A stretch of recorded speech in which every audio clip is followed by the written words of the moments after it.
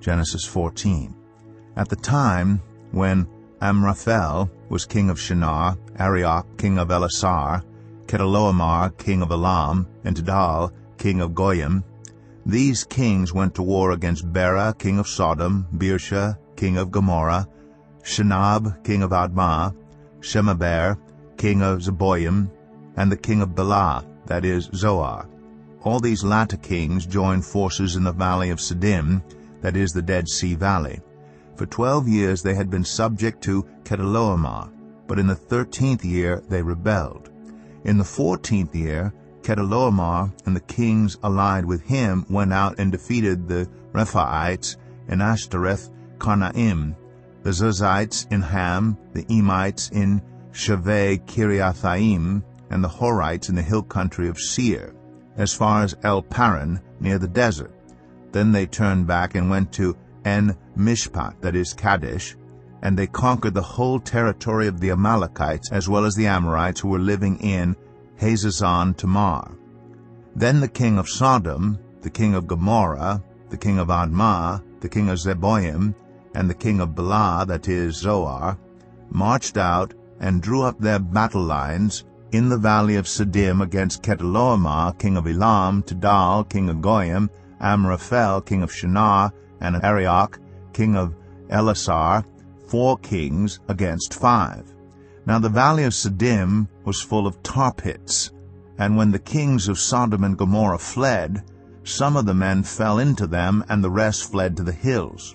The 4 kings seized all the goods of Sodom and Gomorrah and all their food. Then they went away.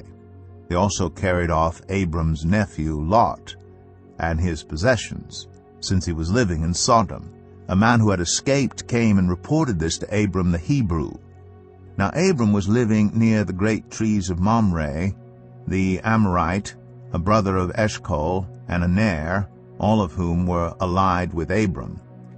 When Abram heard that his relative had been taken captive, he called out the 318 trained men born in his household and went in pursuit as far as Dan.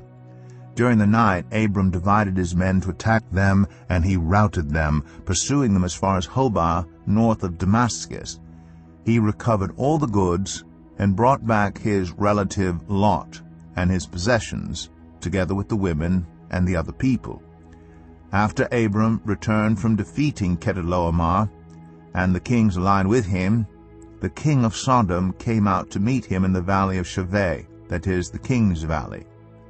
Then Melchizedek, king of Salem, brought out bread and wine.